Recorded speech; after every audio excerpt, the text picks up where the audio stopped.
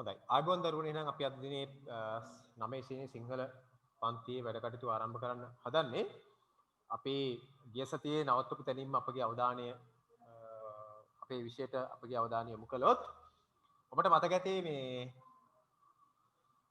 15 වෙනි පාඩමේ සිරම්බි අඩිය කියන මාතෘකාව නැත්තම් ජන කොට්ටාසය ජීවත් වෙන ජන කොට්ටාසය පිළිබඳව තමයි අපි ගිය සතියේ සාකච්ඡා කළේ. අපි මම කිව්ව නිබන්ධනයේ යම් යම් ප්‍රශ්න ටිකක් තියෙන එකට උත්තර ලියන්න. පෙළ පොතේ තියෙන ප්‍රශ්න වලටත් පිළිතුරු ලියන්න කියලා මම එදා මතක් කළා. එතකොට දැන් ඕගොල්ලෝ මම හිතන්නේ ඔක්කොම සම්පූර්ණ කරලා ඇති කියලා මම විශ්වාස කරනවා. පාඩම් කරන්න ඕන දේවල් පාඩම් කරලා. ඒ කොටස් පිළිබඳව මොනවා හරි වැඩ තව කරන්න තියෙන දේවල් මොනවා හරි ගැටලුවක් තියෙන පොඩක් අහන්න පුළුවන්. පෙළ පොතේ තියෙන ප්‍රශ්නට උත්තර ලියන්න කිව්වා. නිබන්ධනයේ තියෙන ගැටලුවටත් පිළිතුරු සපයන්න කියලා කිව්වා. මම විශ්වාස කරනවා මේ දෙකම කරලා ඇති කියලා. ඒක නිසා මම මොනවා හරි ඒ සම්බන්ධයෙන් මට ගැටලුවක් තියෙනවා අහන්න පුළුවන්.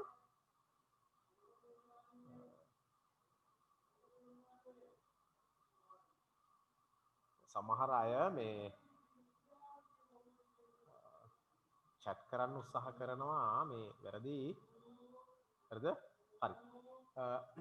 ඊළඟට තාමික් වලින් මතක් කරගත්තොත් අපි ගිය සති සාකච්ඡා කර මාතෘකාව සිරම්බි අඩිය කියන මාතෘකාව යටතේ පාඩම් මාතෘකාව යටතේ එක්තරා ජන කොට්ටාසයක් පිළිබඳව අපි සාකච්ඡා කරේ. විශේෂයෙන්ම අපි දැනගත්ත 1505 1658 1796 කියන වර්ෂවල ලංකාවට පැන් පෘතුගීසි ලන්දේසි ඉංග්‍රීසි ආදී ජාතීන් මත පදනම් වෙච්ච තවත් ජාතීන්ගේ පැමිණීමක් තිබුණා යම් යම් අවශ්‍යතාව වෙනුවෙන්. ඒ පැමිණි පිරිසත් එක්ක අපේ රට තුළට ආපු අලුත්ම ජන කොට්ටාසයක් පිළිබඳව අපි මේක සාකච්ඡා කරේ. අර විශේෂයෙන්ම අප්‍රිකානු සම්භයක් සහිත කැපේවරුන් පිළිබඳව පාඩමකට සාකච්ඡා කරා. උන් පැමිණියේයි මොන වගේ කාරණා මත නිසාද හෝ ලංකාවට පැමිණියේ. උන් ඇවිල්ලා එන හේතු කීපයක් අපි කතා කරා පාඩම තුල. ඔකට මතක් වෙන්නට ඕන මේ විදිහේ. ඊළඟට උන් පැමිණිලා ලංකාවේ මොන ප්‍රදේශවලින් මොන ප්‍රදේශවලටද ව්‍යාප්ත වුණේ සංක්‍රමණය වුණේ කියලා ඔයගොල්ලෝ පාඩම් කරන්න ඇති. ඊළඟට උන්ගේ ඒ කැපේවරුන් නිරත වුණු නැත්නම් කැපේවරුන් යොදාගෙන තිබුණේ මොන මොන වෘත්තීන් ප්‍රධාන වෘත්තීන් කීපයක් අපි සාකච්ඡා කරා. විශේෂයෙන්ම ලුණු ලේවා ලුණු ඊට පස්සේ තැපැල් සේවය වගේ ගම්මුල ඇදෙන හරි මගේ යම් යම් ශ්‍රේෂ්ඨයන් වලට උන්ගේ රාජකාරී ශ්‍රේෂ්ඨ යමුනා කියලා අපි සාකච්ඡා කරගත්තා. ඊළඟට ඔවුන්ගේ සංස්කෘතික ජීවිතය පිළිබඳව දැනගත්ත ඔවුන්ගේ ගීත විෂය පිළිබඳව සාකච්ඡා කරා. අපි විශේෂයෙන්ම කාපිරි මාඤ්ඤ කියන ගීත පිළිබඳව ඔවුන්ගේ වෙන ගීත 100කට වඩා ප්‍රමාණයක් තිබෙනවා සඳහන් වුණා. ඒ ගීතේ අර්ථය අපි පාඩමේ තියෙන ගීතයේ අර්ථය සාකච්ඡා කරගත්තා. ඊට පස්සේ මේ ගීත ගායනා කරද්දී ඔවුන් නටද්දී කියන්නේ නැටුම කරද්දී මොන වගේ අභ්‍යාසයන් දේ වෙලාවේ කරේ. ඊළඟට ඔවුන්ගේ මේ ගීතයත් එක්ක ඔවුන් භාවිතා කර වාද්‍ය වර්ග භාණ්ඩ වර්ග පහක් අපි සාකච්ඡා කරගත්තා. ඊළඟට අපි කතා කරා ඔවුන්ගේ සිරිත් විරිත් පිළිබඳව විවාහ චාරිත්‍රය පිළිබඳව අපි සාකච්ඡා කරා. විවාහය මොන වගේ ක්‍රියාවලිය ඇතුළද ඔවුන්ගේ විවාහය මනමාලයාගේ පාර්ශ්වය මොනවද කරන්නේ විවාහය දවස් 7ක් තිබුණා අපි දැනගත්තා. ඊට මනාලියගේ පාර්ශ්වය කොහොමද කරන්නේ ආර්ථික දුෂ්කරතාවක දවස් 3ක සීමාවල් මොනවද දැනගත්තා. මනාලිය මොන වගේ දේවල්ද කරේ මනාලයා මොන වගේ දේවල්ද කරේ මේ විවාහය පූර්වයේ මොන මොන දේවල් සම්පාදනය කරගත්තද කියලා අපි සාකච්ඡා කරා. විවාහ උත්සවය පිළිබඳව උන්ගේ ඊළඟට උන්ගේ බාරහාර ඇදහිලි විශ්වාස පිළිබඳව අපි සාකච්ඡා කරා. නැකත් ශාස්ත්‍රය උන් වගේ දදහනික සාකච්ඡා කරා. මේ ආදී කාරණා ටිකක් ඔවුන්ගේ ජන ජීවිතය පිළිබඳව අපි ඉගෙන ගත්තා සාකච්ඡා කරා ගිය සතියේ සිරම්බි අඩි කියන මාතෘකාව යටතේ පාඩම යටතේ. අද ඒ වගේ මේ පාඩමේ ප්‍රශ්න ටිකට උත්තර ලියන්න නැතේ කියලා මම විශ්වාස කරන හැම කෙනෙක්ම අපි ඉදිරියේදී හමුුණාම හෝ ඔබට නිබන්ධන ටික ලැබෙන සලසන්න පොත් ටික ලැබෙන සලසන්න කොහේ ටික ගෙනාන් පස්සේ මේ ටික ඔක්කොම බලනවා. ඒ බලද්දී පිළිතුරු සම්පාදනය කරලා ලියලා තියෙන්නට අවශ්‍යයි. පටන් ගන්න කලින් මම කැමතියි කීප දෙනෙක්ගෙන් නිකන් එහෙම හල බලන්න ඕගොල්ලෝගේ තත්ත්වය මොන වගේද කියලා මේ පාඩම සූදානම් වීම කියන්නේ හරියට කරලාද කියලා දැනගන්න අවශ්‍යයි. ඒ නිසා මම කීප දෙනෙක් අඳුනාගත්ත කීප දෙනෙක්ගෙන් ප්‍රශ්න කීපයක් අහනවා. මට කියන්න බලන්න පසින්දු කියන්න බලන්න පසින්දු ඇහෙනවද? පසින්දු මයික් එක ඔන් කරන්නේ නැහැ සමහර අය නේද? හරි. තනුරි ඔව් සර්. තනුරි කියන්න බලන්න මේ අර මේ කාපිරි මාඤ්ඤ කියන ගීත ගායනා කරද්දී භාවිතා කරන සංගීත භාණ්ඩ වර්ග පහක් තිබ්බා. ටක් ගාලා කියන්නකෝ. රබාන, පොල්කටු, ඩොල්කිය, හැඳි, බෝතල්. එකට කියන්න එක හදලා ගන්න. හරි. රුසිරු ඔව්. රුසිරු කියන්න බලන්න මේ කැෆේවරු ලංකාවට ගෙන්න ගන්න හේතු කාරණා දෙකක්. මේ ලංකාවේ දෙන්නේ නැති වහල් සේවය යදවන්න. වහල් සේවය තව එකක්. හරි කමන්න එකක් කිව්වනේ. චතුමි ඔව් හරි කමන්න. එතකොට රශ්මික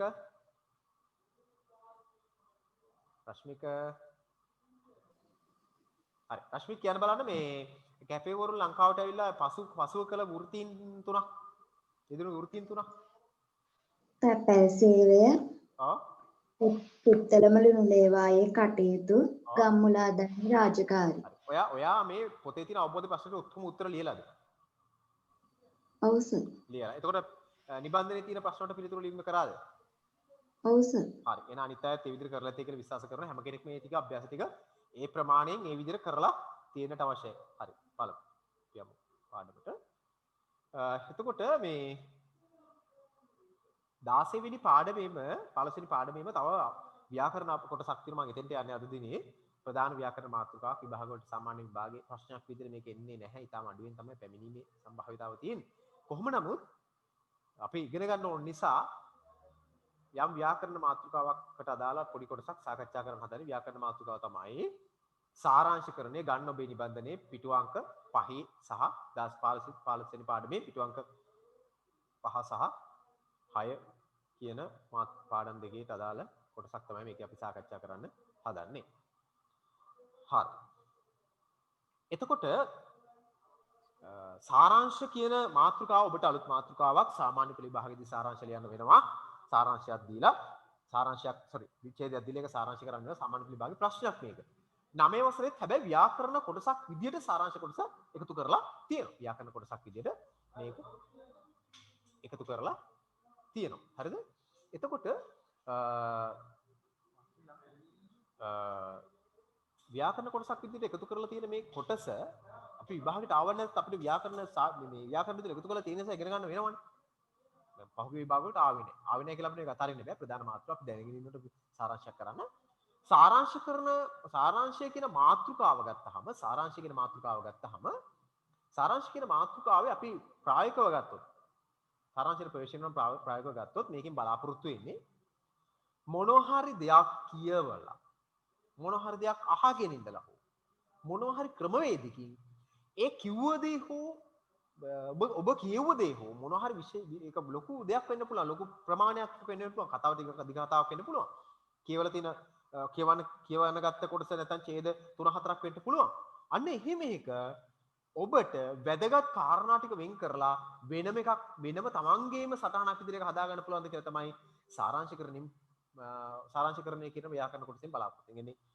දෙන ලද ඡේදයක් නැත්නම් දෙකක් තුනක් වෙන්න පුළුවන්. ওই ටික කියවලා ඒ කියවුවාම ඒකේ තියෙන වැදගත්ම කාරණා ටික අපි මතකයට අරගෙන ලියාගැනීමේ හැකියාව තියෙද කියලා තමයි මේකෙන් බලන්නේ. ඒක නිසා මම මෙන්න මේක මෙහෙම කියන ඕගොල්ලන්ට දැන් සාරාංශකරණය කියන මාතෘකාව ගත්තාම අපි අපේ ජීවිතේ මේ දැන් ඔබට ඔබේ වයසත් එක්ක ගත්තා ඔබේ වයස දක්වා හෝ අපි මේ ජීවිතය තුළ අපිට යම් දෙයක් මතක් කරගෙන නැවත මතක් කරගෙන හැකියාව තියෙන දවස් දක්වා ගත්තාම මේවායේ විශාල කාරණා ප්‍රමාණයක් අපි දැනගෙන තියෙනවා. අපි බොහෝ අත්දැකීම් තියෙන බොහෝ දේවල් අපි ඉගෙනගෙන තියෙනවා. මේ හැම එකම අපිට මතක නැහැ. අපේ ජීවිතේ හැම දෙයක්ම අපිට මතක නැහැ. දැන් ඇත්තටම ගත්තොත් පෙරේද ඔබ රාත්‍රී ආහාර සඳහා ගත්තේ මොනවද කියලා අහුවොත් එහෙම දන්නේ නැහැ. ඒ කියන්නේ එච්චර කියන්න මතක නැහැ. ඇයි ඒ එච්චර වැදගත් නැති නිසා. අපේ ජීවිතේ වැදගත් දේවල් තියෙනවා. හැබැයි මේ වැදගත් දේවල් අපි මොකද කරන්නේ? වැදගත් දේවල් නම් අපි මතක තියාගන්න. අන්න ඒ වගේ තමයි සාරාංශය. අපේ පෞද්ගලික ජීවිතේ යම් යම් දේවල් මතක තියාගෙන මෙච්චර කාලයක් ඔබට මතක තබාගත්තේ වැදගත් කාරණා ටික ඔබ මතක තබාගෙන හිටියා වගේම සාරාංශීකරණයේදීත් අපි කරන්නේ ඔබට යම් කාරණා ටිකක් විස්තරාත්මක කරුණු ටිකක් දෙනවා. ඒ දෙන විස්තරාත්මක කරුණු ටික ඔබ මොකක් කරන්න ඕනද? සාරාංශ කරලා ගන්න ඕනේ. වැදගත් කරුණු ටික විතරක් ගන්න. ගොඩක් කාරණා තියෙන්න පුළුවන්. අපිට අවශ්‍ය කරන්නේ වැදගත් කාරණා ටික විතරයි. සාරාංශ බලාපොරොත්තු වෙන්නේ. එහෙනම් අපේ පෞද්ගලික ජීවිතයේ යම් යම් කාරණා මතක තියාගෙන ඉන්නවා වගේම ලේඛනය තුල සාරාංශය කියන ප්‍රශ්නේ බලාපොරොත්තු වෙන්නේ. ඒ ලේඛනය කියවලා, ඒ ඡේදය හෝ දෙක හෝ තුන හෝ කියවලා, ඒ ඡේදය තුල තියෙන වැදගත් ටික වෙනම අපේ භාෂාවෙන් ලියාගෙන මේ හැකියාව තමයි ඉතින් බලන්න. කියන්නේ වැදගත් මතක තබා ගන්න පුළුවන් කාරණා, වැදගත් කාරණා ටික මොනවද කියලා වෙනම අරගන්න පුළුවන්ද කියලා තමයි මේකෙන් අපෙන් බලන්නේ. ඒ නිසා සාරාංශය කියලා කියන්නේ එහෙම එකක්. ඒ කියන්නේ අප සමහරට දැන් ඔබට දැන් මම මේකේ උදාහරණයක් ගන්න අපි 15 වෙනි පාඩම බැලුවානේ. සිරම්බි අඩිය කියන පාඩම. ওই සිරම්බි අඩිය කියන පාඩමේ තියෙන ඔක්කොම කාරණා අපිට මතක නැහැ. හැබැයි ඔබට සාරාංශගතව වැදගත් කාරණා ටිකක් එකකින් ලියන්න පුළුවන් මුළු පාඩමේ තියෙන ඔක්කොම ඡේද ටික වෙන තනි ඡේදයක් ලියන්න පුළුවන් ඔක්කොම ටික එකතු කරලා. ඔබට ලියන්න පුළුවන් කැෆේවරුන් ලංකාවට ආවේ ඇයි කියන එක පැමිණි කාරණා ටික ඕන් ඉන්න ප්‍රදේශය ලියන්න පුළුවන්. ඕන් යෙදෙන වෘත්ති තුනක් ලියන්න පුළුවන්. ඒ ඕන් සම්බන්ධයෙන් වැදගත් සංස්කෘතික බැඳුම් ජන ගීයක් ඔබට ගී වර්ගයක් ඔබට ලියන්න පුළුවන්. ඕන් භාවිතා කර සංගීත භාණ්ඩ ටික ඔබට පුළුවන් නේද? ඕන් නටද්දි භාවිතා කර ශෛලීන් කීපයක් ලියන්න පුළුවන්. ඒතකොට ඔවුන්ගේ විවාහ උත්සවය ගැන සාරාංශයක් ලියන්න පුළුවන්. ඊළඟට ඔවුන්ගේ ඇදහිලි විශ්වාස පිළිබඳව සාරාංශයක් ලියන්න පුළුවන්. එහෙනම් මේ මුළු පාඩමේ තියෙන ඔක්කොම කාරණා අපිට ලියන්න බෑ තමයි. හැබැයි මේ පාඩම තුල අන්තර්ගත වෙලා තියෙන වැදගත් කාරණා ටික මම අර මතක් කර වැදගත් කාරණා ටික අපිට උපුටලා අරගෙන වෙන තැනක ලියීමේ හැකියාව තියෙනවා. අන්න සාරාංශයක් කියලා කියන්නේ එහෙම එකක්.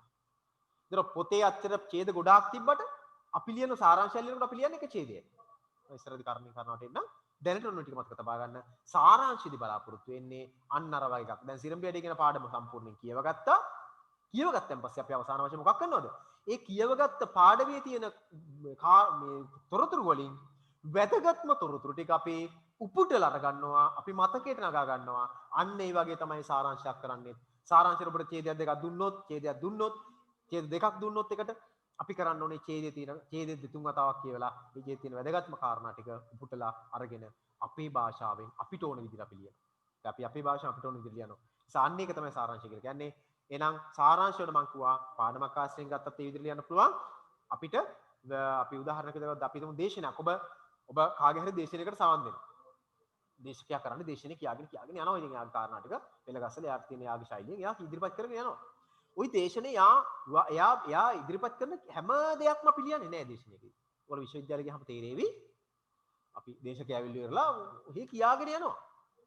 පොතක් බලාගෙන ඉන්න පුළුවන්. නැත්නම් යාගේ හිතන දේවල් වෙන්න පුළුවන්. මාතෘකාවට අදාළව එයා අපි ඉන්නවද කියලා අදාළ නැහැ. අපි ඔහි වාඩිලා පුටේ වාඩිලා අර සයිට් මේ සපෝටර් එක ගත්තා උගින් කොලයක් තියාගෙන අපි බලන් ඉන්නේ වැදගත් කාරණාව කටින් කොවිලා මතුවේද කියලා මතුළු ගමන් අපි කරන් ලියනවා. සාරාංශයත් අන්න ඒ වගේ. කියන්නේ පාඩමක හෝ දේශනයක හෝ වැදගත් කාරණා ටික ලියාගත් වෙන් කරගන්න එක තමයි සාරාංශය කියලා කියන්නේ. ඡේදයක් දුන්නොත් ඡේදයේ වැදගත් කාරණා. ඒ නිසා අන්න සාරාංශය කියලා කියන්නේ සරලව අවබෝධ කරගන්න එහෙම එකක්. එහෙම නැතුව සාරාංශයක් දැන් ගොඩාක් ළමයි වරද්දන දෙයක් තියෙනවා. සාරාංශික දරුවනේ අපිට දෙනවා වචන ගානක්. වෙන මේ වචන ගානෙන් ලියන්න කියලා. වචන ගණනක් දෙනවා. හැබැයි සාරාංශයක් අපි වචන ගණනක් තුල ලියනවා කියන එක මත ඉඳගෙන සාරාංශය ලියන්න ගියොත් අපිට වරදිනවා. මම කියන්නේ සාධික කොහොමද වෙන්නේ. ඒ නිසා අංක 1ට ඔබගේ මතකයට අවධාරණයට ගන්න සාරාංශයක් කියලා කියන්නේ නම් වචන අඩු වැඩි කරලා ලියන එකක් නං නෙවෙයි. ඇත්තටම ඕර කියන්න ඕනේ නැහැ දරුවනේ. සාමාන්‍ය පෙළ ලියද්දි මමත් මේ වැඩේ කරා. සාමාන්‍ය පෙළ ලියද්දි මමත් මේ වැඩේ කළා. සාරාංශය සාමාන්‍ය පෙළේදී දෙනවා වචන 40ක් 45ක් අතර ලියන්න කියලා. මම මොකද්ද කරේ මට මතක විදියට ඇත්තටම මම ඔහොම එකක් දන්නේ නැහැ මෙහෙම ලියන්න ඕන කියලා මම ඉගෙනගෙන තිබ්බේ නැහැ. ඒ කියන්නේ ඒක පන්තියෙන් මෙතෙන් මොකක්ද ප්‍රශ්න නිසා වෙන්න පුළුවන්. කොහොම නමුත් මම කරේ වචන කප එහෙම මෙහෙන් ටිකක් අරගෙන ලිව්වා. දැන් අපිට තේරෙනවා මොකක්ද එහෙනම්? සාරාංශය කියන්නේ එහෙම එකක් නෙමෙයි. සාරාංශය කියන්නේ එහෙම වචන කපලා ඕනෝනෙම ලියන එකක් නෙමෙයි. සාරාංශය කියන්නේ මොකක්ද එහෙනම්? මොනවා හරි දෙයක් කියවලා මොනවා හරි දේශනයක් අහලා අන්නේ කියවුව ඡේද කීපය හෝ මොකක් හරි දේශනයක හෝ වැදගත්ම කාරණා ටික වෙනම අරගෙන එකතු කරලා නිර්මාණයක් කරනවා නම් නැත්නම් අපි වෙනම හදා ගන්නවා නම් අන්න ඒක තමයි සාරාංශය. ඒ නිසා සාරාංශය කියන්නේ මොකක්ද කියලා ඔයගොල්ලන්ට මතක තියෙන්න ඕන. සාරාංශය කියලා කියන්නේ යමක හරය එකතු කරලා එළියට අරගෙන වෙනම සාකච්ඡා. මේ හරය තුල අර විස්තරය ඔක්කොම අපිට තියෙනවා. විස්තරය ඔක්කොම තියෙනවා. දැන් කාපිරිමාඤ්ඤා කිව්වහම අපි කාපිරිමාඤ්ඤා කියන මාතෘකාව මතක් කරනකොටම අපිට පේන මොකද්ද? කාපිරිමාඤ්ඤා කියලා කියන්නේ මෙන්න මෙහෙම ගීත විශේෂයක්. ඒ ගීත ගායනා කරනකොට මෙන්න මේවා කරනවා. එහෙම වෙන වෙන දේවල් ගොඩාක් මතක් වෙනවා. දැන් කාපිරිමාඤ්ඤා කියලා කියන්නේ ඒකේ හරය. කාපිරිමාඤ්ඤත් කියන්නේ හරය. ඒතර අපි උදාහරණයකට ගත්තොත් කැෆේවරුන්ගේ පැමිණීම. කැෆේවරුන්ගේ ලංකාව ගමනේ. කැෆේවරුන්ගේ ලංකාවට ආවේ කාරණා තුනයි. අපි ඒවත් එක්ක ගත්තන් පස්සේ අපි ඊට පස්සේ අපි ඒකේ ඇතුළත තුල ගොඩාක් විස්තර දන්නවා. මේ විස්තර නෙවෙයි අපිට ඕනේ තැනදී අපි පැමිණි කාරණා තුන විතරයි එතනින් පුටලා ගන්න. සාරාංශයක් කරන්න කිව්වා. පැමිණි කාරණා තුන විතරයි එතනින් පුටලා ගන්න. හරිද? ඊළඟට එතන අපි දැක්ක අර සිරම්බියඩේ කියන මාතෘකාවට දාලා කැෆේවරුන්ගේ ව්‍යාප්තිය. පොඩි ඡේද තුල වාක්‍ය දෙක තුනක් එක්ක පොඩි වාක්‍ය මේ පේලි 4 5ක් තියෙනවා. අපි ඔක්කොම ගන්නෑ. අපි ගන්නේ කොම්පඤ්ඤි විදිහෙන් ආරම්භ වුවේ ඔය හලාවතට හැන් මේ හලාවත ප්‍රදේශ කිට්ටුවෙන් මේ ඒ ප්‍රදේශයේ දැන් මේ කට්ටිය ඉන්නවා. ඔච්චර අපි ලියන්න අර විස්තර අපි ලියන්නේ. මේ සෝපාඤ්ඤ විදියෙන් පටන් ගන්න ටික ටික මෙහෙ වෙලා ඒව ලියන්න නෑ. අර ඉන්න තැන දැන් කියලා මෙතනින් පටන් ගන්න මෙතන ඉන්නවා. එච්චර. වෘත්තිය විදිහට ගත්තොත් සාරාංශයක් කරන්න කොහොමද? වෘත්තිය අන්න වෘත්තිය සාරාංශ කරන කොහොමද? ඕන් මෙන්න මේ කියන වෘත්තීන් වල ප්‍රධාන වශයෙන් නියුතුණා. එච්චරයි. ආයි ලියන්නේ නෑ. තැපැල් වෘත්තිය මෙහෙම යෙදුණා. ඊට පස්සේ ඊළඟට ලේවායේ යෙදුණු වැඩ කරනකොට ඒක මෙහෙම කරයි විස්තර ලියන්නේ නෑ. විස්තර කියලා කියන්නේ විස්තර ලියන්නේ නෑ. විස්තර ලියුවොත් ඒක සාරාංශයක් වෙනවා. එහෙනම් ඔන්න මම අර පාඩම ආශ්‍රයම ඔබට සාරාංශයක් පිළිබඳව යම් අදහසක් කොට එකතු කරා. සාරාංශය කියන්නේ දරුවනේ වචන අඩු කරන එක නම් නෙවෙයි. වචන වැඩි කරන එකක් නෙවෙයි. දෙන ලද ඡේදයක වැදගත්ම කරුණු ටික ලියා දක්වන එක තමයි සාරාංශය.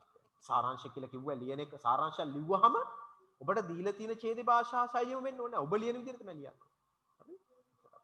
එහෙනම් ඔන්න සාරාංශයකින් අපි මොකද්ද කරන්න කියලා දැන් මම පැහැදිලි කරා. ඒක අර දෙක හරිය ගන්නවා. අපි පෞද්ගලික ජීවිතය ගත්තොත් පෞද්ගලික ජීවිතෙත් අපි වැදගත් කාරණා මතක තබාගෙන ඉන්නවා. සේම. එතකොට ව්‍යාකරණ නිබන්ධනයේ අපේ නිබන්ධනයේ 16 වෙනි පාඩමේ නිබන්ධනයේ බලන්න 5 වෙනි පිටුවේ සාරාංශයක් කියන්නේ මොකක්ද කියලා සාරාංශයක් කරන්නේදී මොකක්ද වෙන්නේ කියලා එතන පැහැදිලි කරලා තියෙනවා. මේ පාඩමක් කියවු විට දේශනයකට සම්බන්ධ මතකෙ රැඳෙන්නේ වැදගත් කරුණු පමණයි. අන්නේ වැදගත් කරුණු අපි පෞද්ගලික ජීවිතෙත් ඒ වගේ තමයි වාක්‍යයක හෝ අනුඡේදයක හෝ ඡේදයක හෝ හරිය පමණක් මතක දැක්මේ සාරාංශ කරනවා. තනි ඡේදයක් විතර ලියන්න ඕන. හරිද? එතකොට සාරාංශ කරද්දී අත්‍යවශ්‍යම කාරණා පමණක් මතක කර දක්වන්න. අත්‍යවශ්‍ය කාරණා කරුණු කියන තැනින් වැටින් ඉරක් ඇඳ ගන්න ඔබේ නිබන්ධනේ අත්‍යවශ්‍යම කරුණු පමණක් කියන එක වැටින් ඉරක් ඇඳ ගන්න. එතන පස්වෙනි පිටුවේ අග තියෙනවා නිබන්ධනේ අත්‍යවශ්‍යම කරුණු පමණක් කියන තැන යටින් ඉරක් ඇඳ ගන්න. ඒක තමයි වැදගත්ම කාරණා. අත්‍යවශ්‍යම කරුණු කියන එක තමයි වැදගත්ම කාරණාව. හරිද? ඒක අවධාරණයම කරගන්න. ඒක අවධාරණයම මතක තබන්න. අත්‍යවශ්‍යම කරුණු. සාරාංශික මොකද්ද කරන්නේ? අත්‍යවශ්‍යම කරුණු හොයන එක. නිසා නිබන්ධනේ කරුණු පමණක් මතු අත්‍යවශ්‍යම කරුණු කියන තැන යටින් ඉරක් ඇඳගත්තා නම් හරි. එතකොට කිසියම් වාක්‍යයක ඡේදයක ලිපියක ප්‍රකාශයක දේශනයක අන්තර්ගත වැදගත්ම අදහස් පිළිකොට දැක්වීම සාරාංශය. එක කිසියම් වාක්‍යයක් වෙන්න පුළුවන්. එක ඡේදයක් වෙන්න පුළුවන්. එහෙම නැත්නම් ලිපියක් වෙන්නට පුළුවන්. එහෙම නැත්නම් ප්‍රකාශයක් වෙන්නට පුළුවන්. දේශනයක් වෙන්නට පුළුවන්. අන්න ඒ වගේ එක කාරණා පහක් දැන් උතන විස්තර කරා. වාක්‍යයක්, ඡේදයක් නේද? ඊළඟට ලිපියක්, ඊළඟට අපි ගත්ත ප්‍රකාශනයක් නැත්නම් ඡේදයක්. ඔය මොනවා හරි එක. වැදගත්ම කාරණා ටික ලියා දැක්වීම පිළිකොට දැක්වීම තමයි සාරාංශය කියන්නේ කියලා ඔන්න නිර්වචනයක් තියෙනවා. එහෙනම් සාරාංශය කියන්නේ මොකද්ද? කිසියම් වාක්‍යයක, ඡේදයක, ලිපියක, ප්‍රකාශයක එහෙම නැත්නම් දේශනයක අන්තර්ගත වැදගත්ම අදහස්. වැදගත්ම කාරණා ටික. අදහස් ටික කියන කරුණු ටික සම්පීඩනය කරලා දැක්වීම තමයි සාරාංශකරණයේදී වෙන්නේ. හරිද? ඒක නම් මතක තබා ගන්න සාරාංශකරණය කියන්නේ මොකක්ද කියලා. දැන් මේ අපි සාමාන්‍ය පත්‍රයක් කිව්වත් එහෙමනේ පත්‍රයක් කිව්වහම අපිට ඔක්කොම මතක හිටින්නේ නැහැ මුළු පිටුවක්ම කිව්වයි කියලා. අපිට අවශ්‍ය කාරණා ටික විතර මතක ගන්න. මේ වගේ එකක් තමයි මේ කියන්නේ. බලන්න ඊළඟට තියෙනවා මේ කාරණා ටිකක් තියෙනවා. කරුණු ටිකට පොඩ්ඩක් ඔබගේ අවධානය යොමු කරන්න. සාරාංශකරණයේදී පහත පියවර අනුගමනය කිරීම මගින් සාරාංශකරණයේදී පහත පියවර අනුගමනය කිරීම මගින් වඩා නිවැරදි සාරාංශයක් ගොඩනැගිය හැකිය. වඩා නිවැරදි සාරාංශයක් ගොඩනගා ගන්න පුළුවන්. එමෙන්න සාරාංශකරණය එක්වරක් කළ හැකි අතර එක්වරම කළ නොහැකි අතර එකපාරටම කරන්න බෑ කියන එක කියන්නේ ඒ අභ්‍යාස ලියමින් ප්‍රායෝගිකව පුහුණු වෙන සාරාංශකරණයක් කියලා අනුගමනය කරන නිවැරදි පියවර කිහිපයක්. ඒතකොට සාරාංශයක් ලියන්න ඕනේ කියලා දැන් ඔබට දැන් කිව්වොත් එම සාරාංශය ලියන්න කියලා එහෙම එකපාර සාරාංශය ලියන්න ගියාම ඒක අපිට ඒක තරම් හොඳ ඒ කියන්නේ ඒ තරම් සාර්ථක සාරාංශයක් අපිට ලියන්න බෑ. සාරාංශයක් ලියන්න නම් අපි කිහිප වතාවක් ඒවා පුහුණු වෙන්නට ඕන. සාරාංශය පුහුණු වෙන්නට ඕන.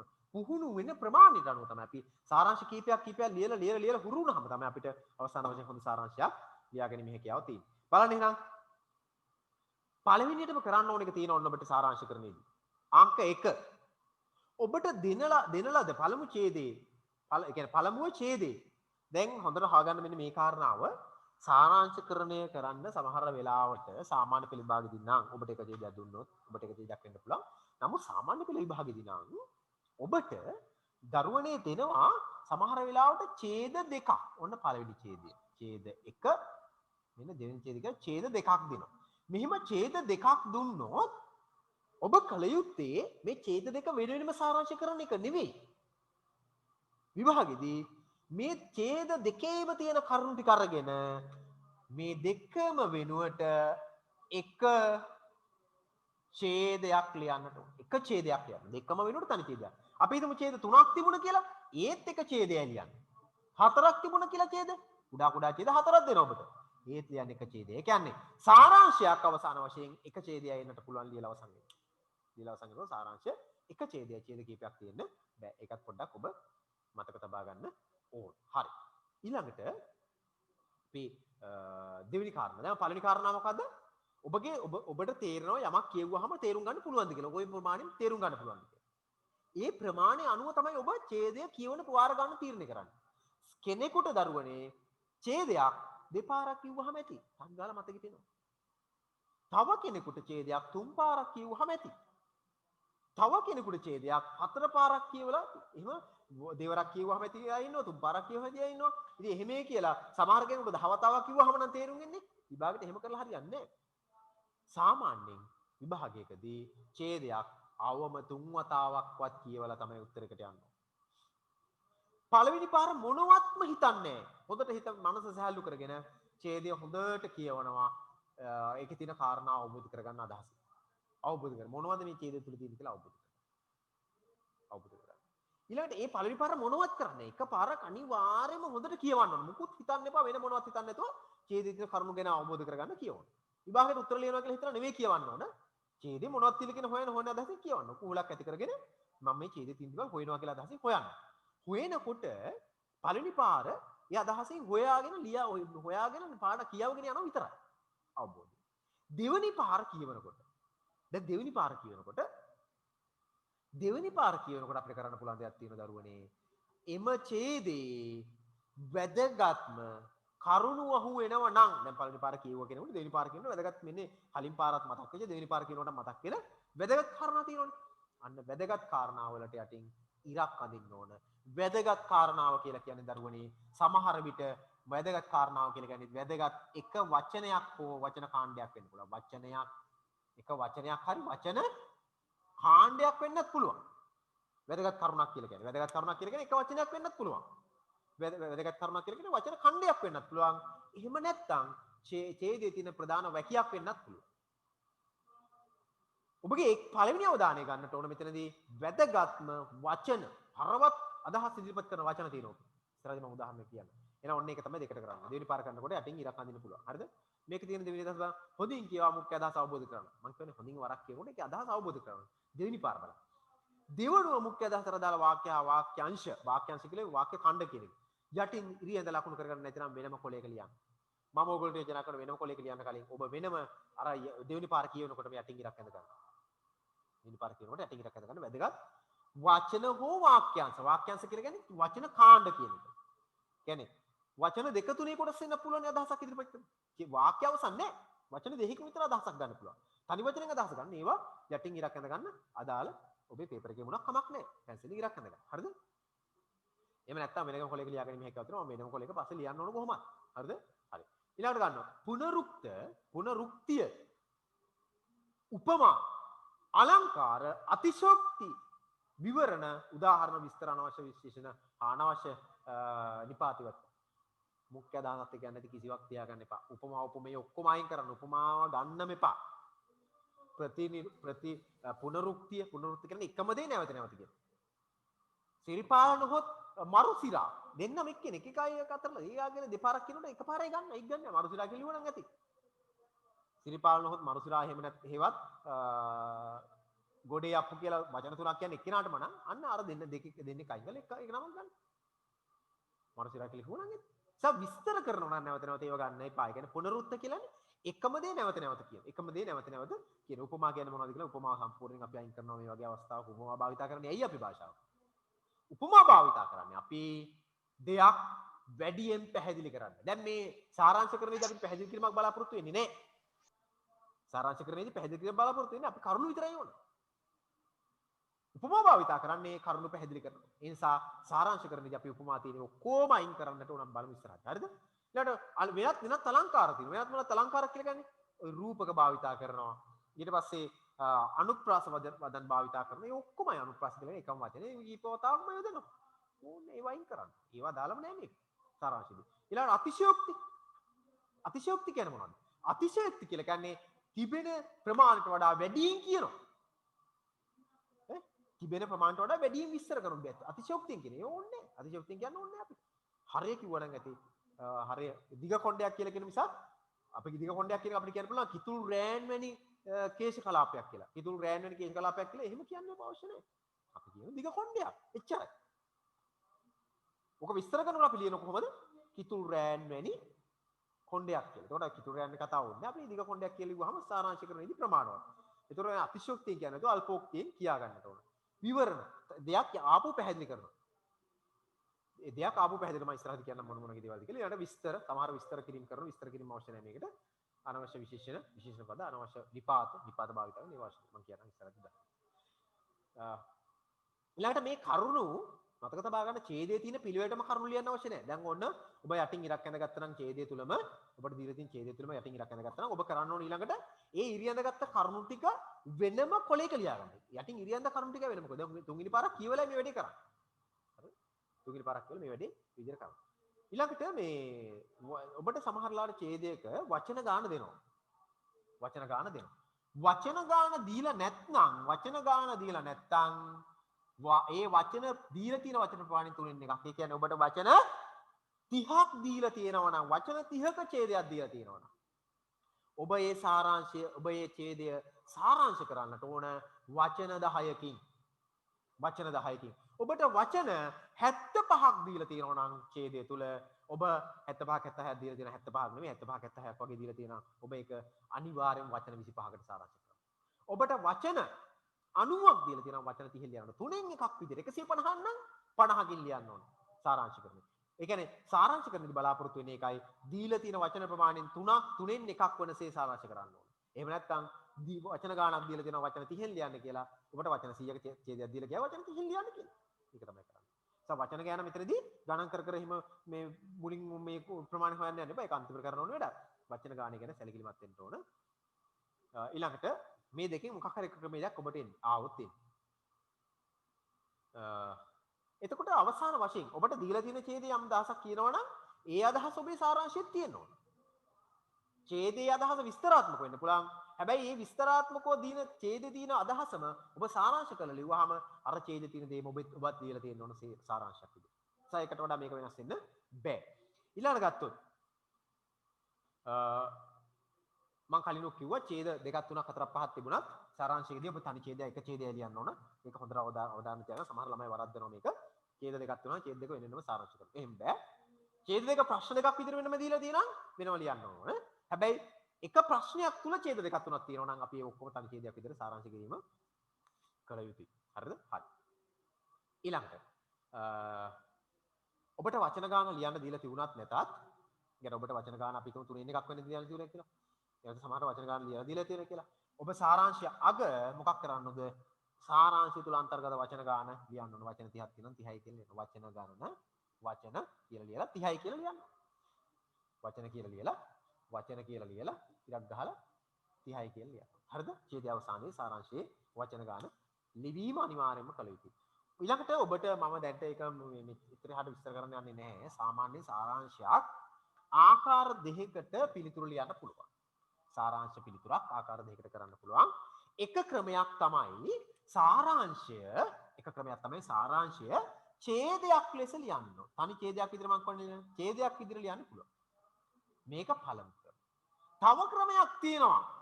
තව ක්‍රමයක් තියෙනවා වගුගත කිරීම. ටේබල් එකක් ලියන්න පුළුවන්. ඒ කියන්නේ අපි හිතමු වචන 20ක් නම් වචන 20 පේලි 4කින් කොටු 5කින් එහෙම වගුවක් මෙහෙම මේ ටේබල් එකක් නැත්නම් මෙහෙම එකක් හදාගත්තා. අපි හිතමු 4යි 1යි 5යි. වචන 20කින් නම් ඒ ඡේද ලියන්න පුළුවන් කියලා තියෙන ඕගොල්ලන්ට. මෙහෙම මේ වගේ වගුවක් හදාගත්තා. මේ එකින් එක හැම වචනම මේ වගුවෙන් කොටුවෙන් කොටුව වචන ලියනවා. වචන 20 එකින් එක. මේක තව ක්‍රමයක්. හැබැයි දරුවනේ මේ ක්‍රමය අනුගමනය කළ යුත්තේ සාරාංශය හොඳටම කරන්න පුළුවන් අය. සාරාංශය හොඳටම කරන්න පුළුවන් අයත් ඉන්නවනේ. හොඳටම දැනුම් තියෙන අය. ඒ අය මේ ක්‍රමය අනුගමනය කරන්න අනෙක් අය කියන හරියටම බැරි අය කියලා කියන්නේ උත්සාහ කරන්න අර විදිහට කරන්න බැරි නම් මෙන්න මේ ඡේද ක්‍රමය අනුගමනය කරන්න. 100% ඡේදය ලියන්න පුළුවන් අය මේ ක්‍රමේ වගුව ඇතුලේ වචන ටික ලියන එක 100% බැරි අය දැන් ඔයගොල්ලෝ 9 වසරේ සමය යෝජනා කරනවා මෙතනට යන්න මෙතන ටිකක් යන්න අමාරු නිසා. හරි. එතකොට ලෝක තමයි සාරාංශ ක්‍රමයේදී අපි කරේ යුත්තේ මම ආපහු මතක් කරනවා මොකද්ද කරන්නේ? සාරාංශ ක්‍රමයේදී අපි කරන්නට ඕන දෙන ලද ඡේදය කීප වතාවක් කියවනවා. පළවෙනි වතාව කියනවා මොනවත් කරන්නේ නැතුව.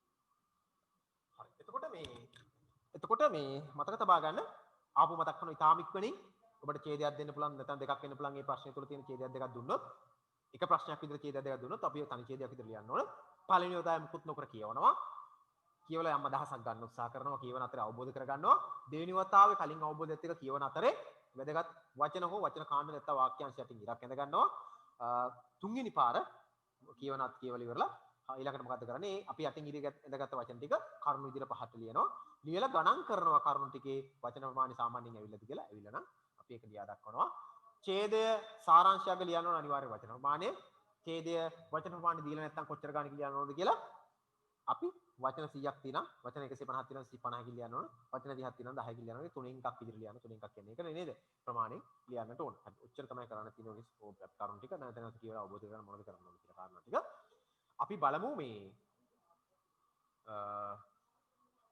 පළවෙනි ඔබට ඡේදයක් දීලා තියෙනවා ලියන්න මෙන්න මේ බලන්න පළවෙනි ඡේදයට යන්න එපා විද්‍යාන කොටස් 4 පද සිරිත් ගැන කිසි අවබෝධයකින් ඡේදයට යන්න එපා නිබන්ධනය ගන්න ළඟට හැම කෙනෙක්ම අරගෙන නිබන්ධනයේ පිටු අංක 6 අග තියෙන සාරාංශ නෙවෙයි 7 වෙනි පිටුවේ මුල තියෙන සාරාංශයට යන්න පළවෙනි සාරාංශය 7 වෙනි පිටුවේ මුල තියෙන සාරාංශයට යන්න 7 වෙනි පිටුවේ මුල තියෙන සාරාංශය ඔබ කරන්නට ඕන මම දැන් අහන ඔබගෙන් වචන ලියපු වචන කාර්ය කරනවා ඉතාම ඉක්මනින් හරිද ඔක්කොම සාරාංශ කරන්නේ මම වචන සාරාංශයක් දෙයක් කරනවා එහෙත් සින් ඉඳගම් බැලීම සඳහා මඩුවන් වෙල කියලා කියන පුද්ගලයෙක් මඩුවන් වෙල වලව්වෙන් බැහැරව ගොස් සිටි හේන් ලියුම ඔහු අතරපත් නොවිය එහෙත් සින් ඉඳගම් බැලීම සඳහා මඩුවන් වෙල වලව්වෙන් බැහැරව ගොස් සිටි හේන් ලියුම ඔහු අතරපත් නොවිය සාරාංශයක් ලියන්න ඕකට වචන තියෙනවා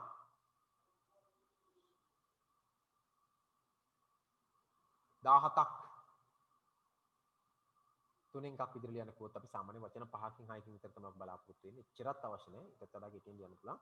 ඒ අවශ්‍ය ප්‍රමාණය ආසන්න අදහස වෙනවා නම් වචන ගන්න ගැන ඉතින් හිතන්නම එපා. හරි. කාට හරි ගැටලුවක් තියෙනවා ඔය අතර අහන්න පුළුවන්. ඔය අනිත් අභ්‍යාස කරන අතරේ ගැටලු තියෙනවා අහන්න. නිබන්ධනෙම මේ උත්තරේ ලියන්න. මම මේව බලනවා. ඔබ උත්තරේ ලියන්න ඔබේ ලියන විදිහට උත්තරේ ලියන්න.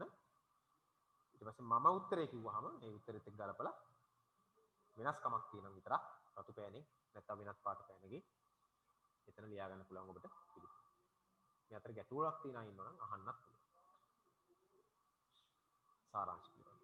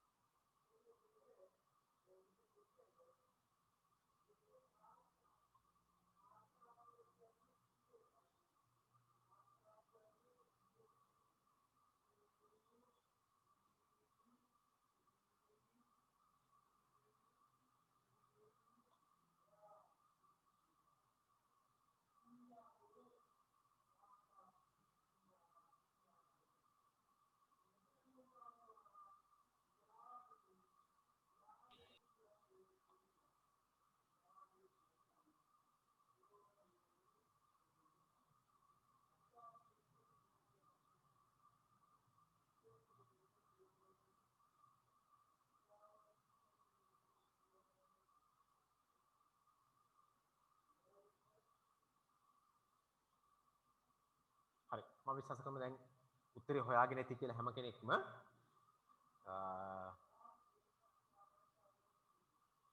තනුරි ඔව් සර්. ඔයා හොයාගත්ත උත්තරේ කියන්නේ ඔහු නිවසේ නොසිටි නිසා ලියුම නොලැබිනි. හොඳයි. අශ්මික මොකද ලියු උත්තරේ? මඩුවන් වෙල වලව්වෙන් බෑරට ගිය හේයින් ලියුම ඔහුට නොලැබුණි.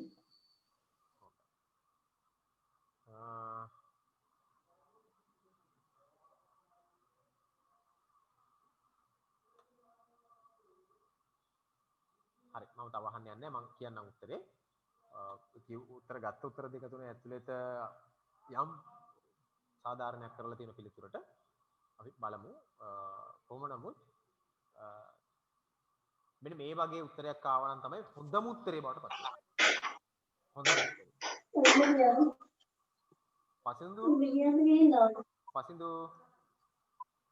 පසින්දු උත්තරේ ලිව්වද? පසින්දු දේශන උත්තරේ ලිව්වද? ඔව් සර්. මොකක්ද එයා ලිව්වේ? ඉදන් බැලීම සඳහා මඩුවන් වල බලාවෙන් ඔහු ගිය හේයින් ලියුම ඔහු අතට පටනුනි. හරි දැන් බලන්නකෝ මං දෙන උත්තරේ පොඩ්ඩක්.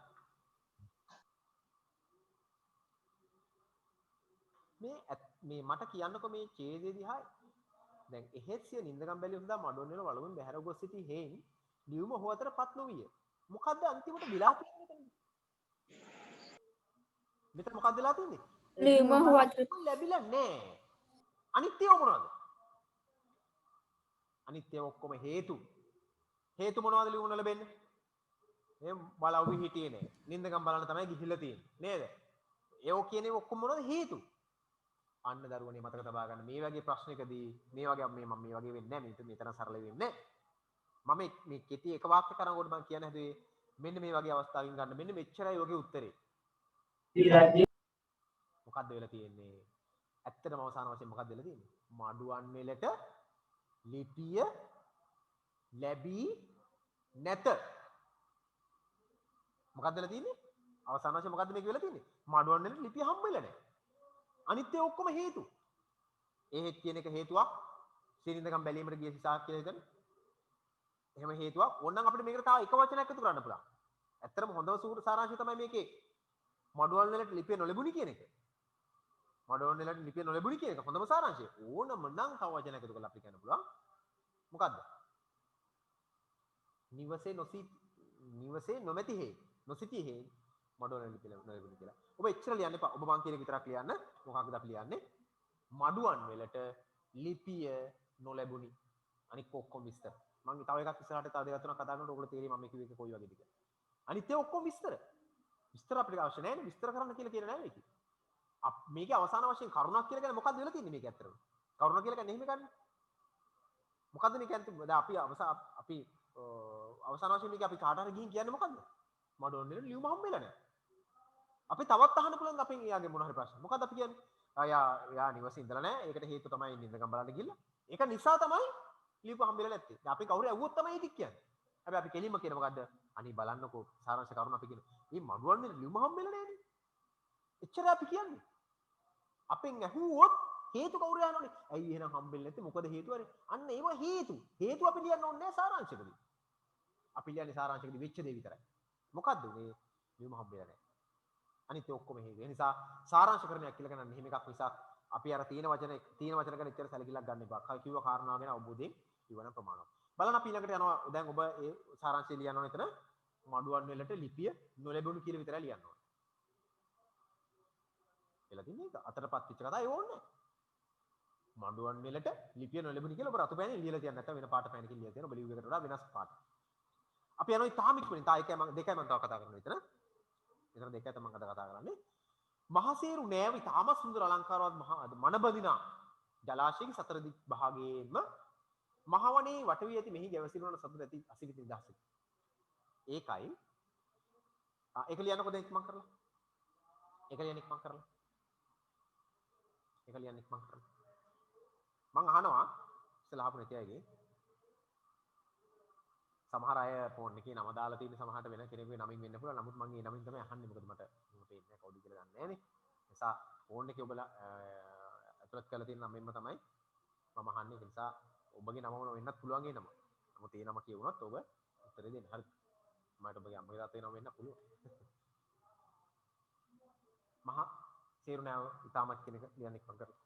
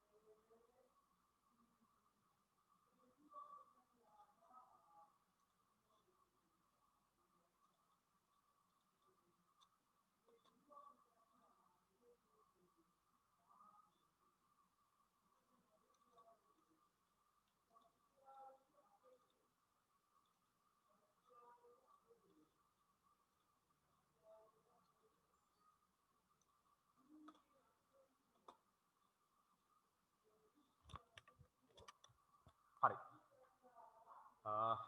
බලමු එතකොට ඒකේ මොනවද ලියලා තියෙන්නේ කියලා.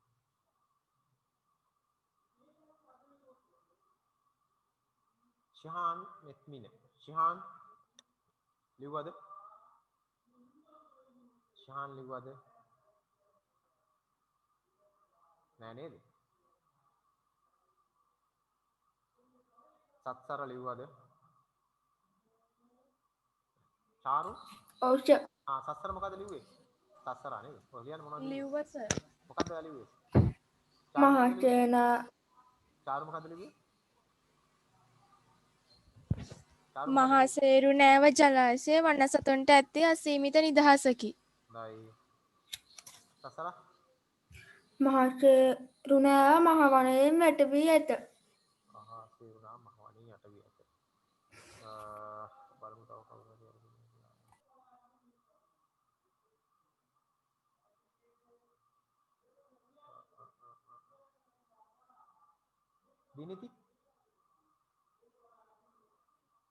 දිනිති මොකද්ද ලිව්වේ? හරි කමන්නේ. මම මේ ඒකට උත්තරේ කියන්න තව එකක් සාකච්ඡා කරන්න ඕන නිසා වෙලාවත් ඉක්මන් ගෙන යන නිසා අපි තව කොටසකට යන්න ඕනේ. මේක අද ඔක්කොම කතා කරගෙන ඉඳලා හරියන්නේ නැති නිසා ඔබට මේකේ පිළිතුරු විදිහට ලියන්න වෙන්නේ දරුවනේ. මේක ඇත්තට මොකද්ද තියෙන්නේ? මේ කියන සමස්තනේ මේක බලන්න අපි මේක ඔබ ඡේදයේ තියෙන වචන දිහා නෙවෙයි බලන්න ඕනේ. මේ සමස්ත දිහා මොකද්ද ඇත්තට වෙලා තියෙන්නේ? මහසේනාව ජලාශය තියෙනවා. ඒ ජලාශයේ මේ උතම සුන්දර අලංකාරයි ජලාශය. ඒක විස්තරනේ. ඇත්තට තියෙනවා ජලාශයක් තියෙනවා. ජලාශය ගාව කාටද ඉන්න පුළුවන් නිදහසේ? සතුන්ට ඉන්න උචිතයි. ඉතාම උචිතයි. එච්චරයි නේද? දැන් මේ අනිත් ඒවා ඔක්කොම ජලාශයේ විස්තර, ජලාශය මොන වගේද මේ? ඉතාම සුන්දර අලංකාරය විස්තර. ඒවා විස්තර කරුණ මොකද්ද? ජලාශය. මහා සේරුණාව ජලාශය නැත්තම් දියම නැත්තම් අපි වැව කියලා ගමු ජලාශය කියලා ගමු. මහා සේරුණාව වැව ඒකේ ඉතින් තියෙනවා මේ සතර දිග්භාග කියන ඔය වටේ ඔක්කොමනේ සතර කියන හතර පැත්තෙනේ.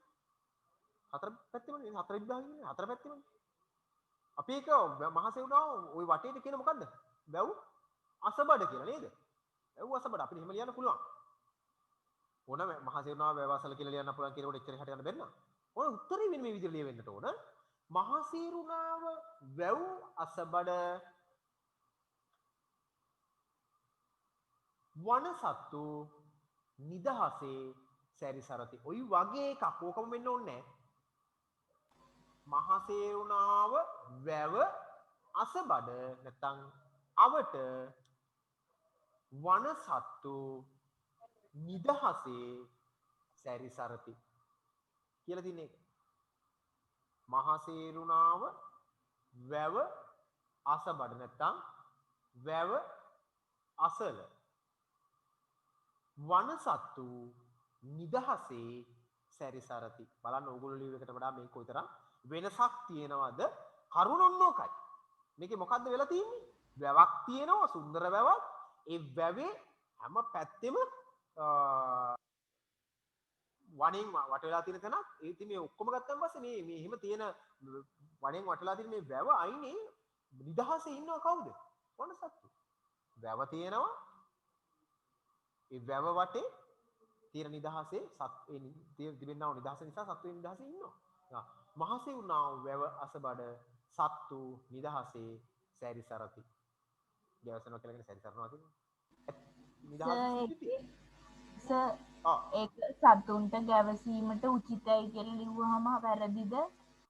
උචිතයි කියන එකේ වැරද්දක් නෑ ඉතින්. වැරද්දක් නෑ. ලොකු වැරද්දක් නෑ. නමුත් මේක වෙලා තියෙන දේ. දැන් ඒ උත්තරේ ගැටලුවක් නේ කියන්නේ. ලොකුම අවුලක් නෙවෙයි. ඒක සාමාන්‍යයෙන් හොඳයි උත්තරේ. හරිද? නමුත් මම මේ කියන එක තේරුම් ගන්න. මෙතන මොකද්ද තියෙන්නේ? වැවක් තියෙනවා. ඒ වැව වටේ සත්තු ඉන්නවා. අනිත් ඒවා ඔක්කොම විස්තර. ඒ සත්තු නිදහසේ ඉන්න මේ නිදහසේ සතුන්ට ඉන්න පුළුවන් මේ මහසේනාව වැවසබඩ සතුන්ට නිදහසේ සිටිය හැක. ඕකනේ උත්තරේ. ওই වගේ එකක් උත්තරය ලියුවා නම් හරි. ඒ කියන්නේ අදහසයි තියෙන්න ඕන. වචනේ වොම වෙන්න ඕනේ. ඔබ අර දැන් කතා කරගෙන එයා කිව්ව එකත් හරි.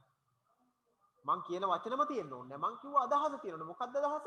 මහසේරුණාව වැව අසබඩ නැත්තම් ඉස්මත්තේ අසල වනසත්තු නිදහසේ සැරිසරති. නිදහසේ සිටිති කියලා කිව්වොත් කමක් නෑ.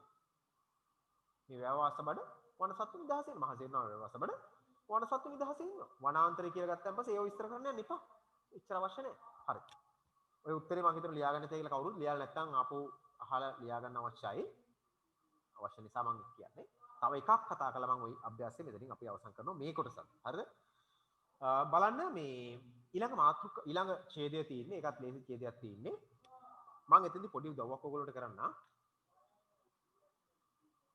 වචන තුනකින් ලියන්න ඕන මේ ඡේදය. පුළුවන් නම් ලියන වචන තුනකින්.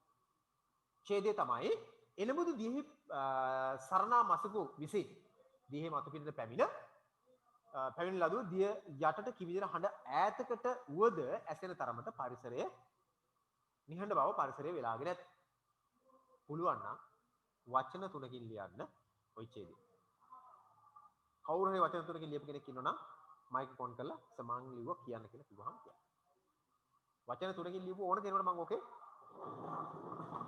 උත්තරේ විදිහට ගන්න. ඕන කෙනෙක් පරිසරය ඉතා නිහඬය. පරිසරය ඉතා නිහඬය. උත්තරේ තියෙනවා වචන හතරක් තියෙනවා. අයියා ආයන්නක් ඇවිල්ලා තියෙනවනේ. ඇයි මට ඔය කවුද කතා කරන්නේ දරුවෝ? හරි. තනුරි මට කියන්නේ ඇයි ඔබ ඉතා කියන වචනේ ගත්තේ දෙන්න? ඒක මොකද්ද? අපි ඉතා කියන වචනේ භාවිතා කරන්නේ මොකටද? දෙයක් විස්තර කරන්න. මං පටන් ගන්නකොට කිව්වා මොකද්ද? විස්තර කරන එකක්වත් මේකට ඕන කරන්නේ නෑ කියලා. එහෙනම් ඔබේ උත්තරේ හරියටම හරි. මෙන්න මේ ඉතා කියන වචනය නොතිබුණා නම් අනිත් අය ලියලා තියෙ කියලා මම විශ්වාස කරනවා. හැම කෙනෙක්ම ඉතාම ලේසි උත්තරේ. මොකද්ද මේක වෙලා තියෙන්නේ? ඔය ඔක්කොම විස්තර කරලා තියෙනවා. මොකද්ද? ඒනවදු දිහේ සරණා මාසක විසින් දිහේ මතුවිට පැමිණ ලදුව. නැවත දියට කිවිදින හඬ ඈතකට උද ඇසෙන තරමට නිහඬ බව පරිසරය වෙලාගෙන නැත. නිහඬ බව පරිසරය වෙලාගෙන නැත. මොකක්ද අන්තිමට වෙලා තියෙන්නේ? පරිසරය නිහඬය. පරිසරය නිහඬය. උත්තරේ ඒකයි. පරිසරය නිහඬය. පරිසරය නිහඬය.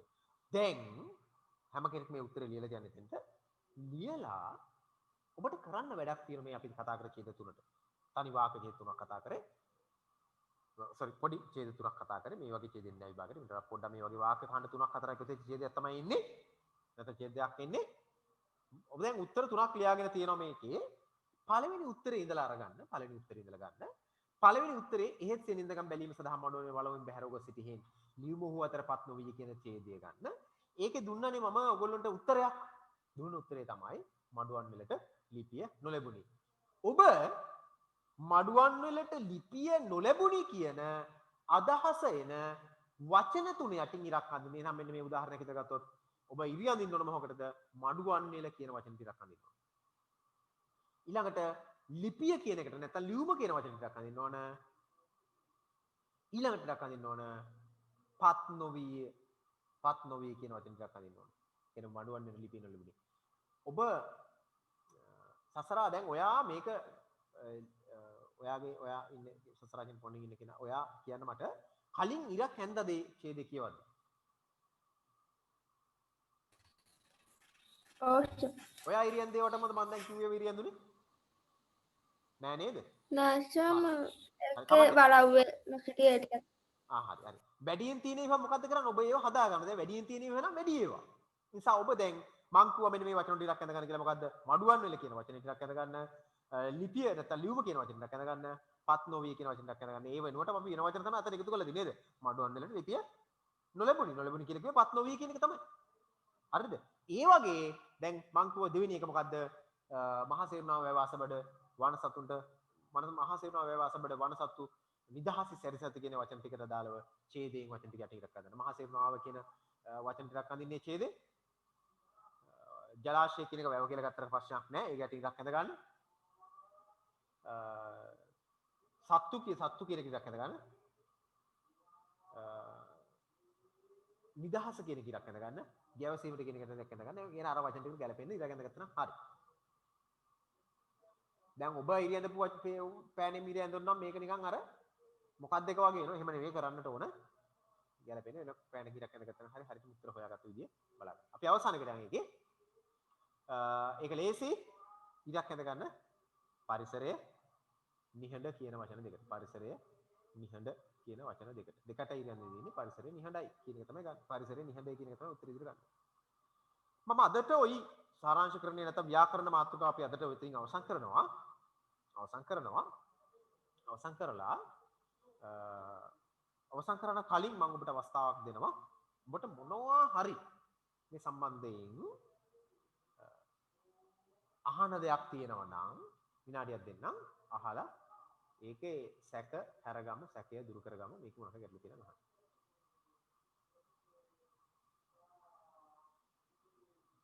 මේ විදිහට අපි දවස් කීපයක් කරන් ඉතුරු ඡේද ටිකක් දවසින් දවස් සාකච්ඡා කරනවා. එතකොට එක දවසේ මේක කරන්න එපා. ඔබ මේ ඉතුරු ඡේද වලට උත්තර ලියන්න ඉන්න එපා. මම කියන දවසට ඒ වෙලාවේ උත්තරේ ලියමු. ලියලා හරි වැරදි සාකච්ඡා කරලා හදාගන්න. හරිද? කලින් ලියලා තියන්න එපා. එතකොට ඒක අභ්‍යාසයක් වෙන්නේ නැහැ. ඒක නිකන් ඔය නිකන් කර වැඩක් බවට පත් වෙන එක කරන්න එපා කීයටවත්. මම හිතනවා ඒකට වඩා හොඳයි ඒ විදිහට කරන්න. හරි. රශ්මික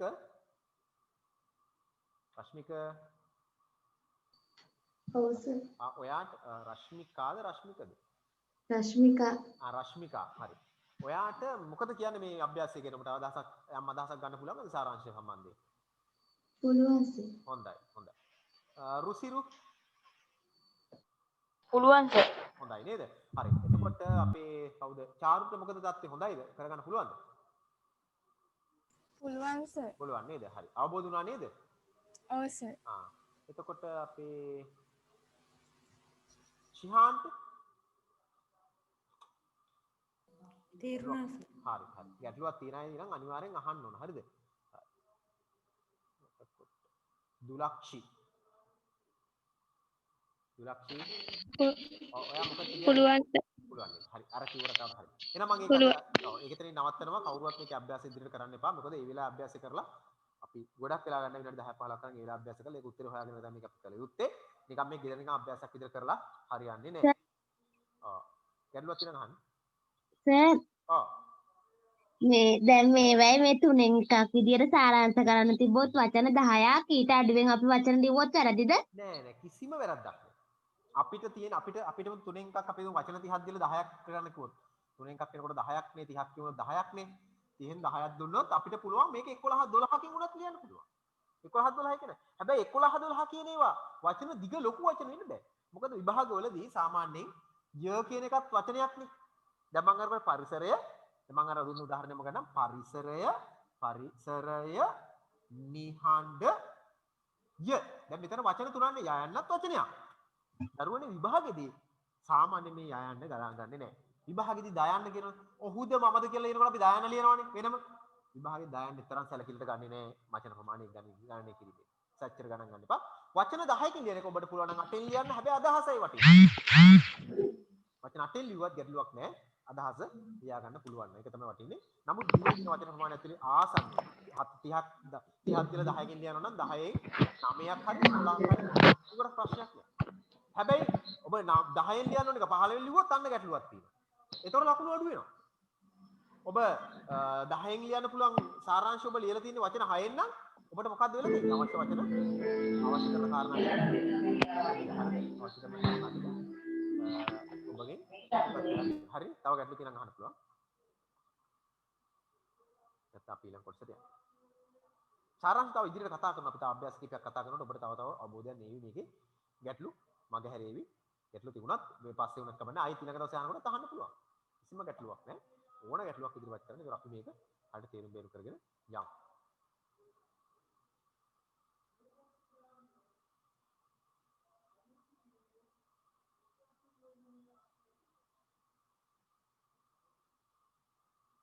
හරි. කවුද සුසන්ත?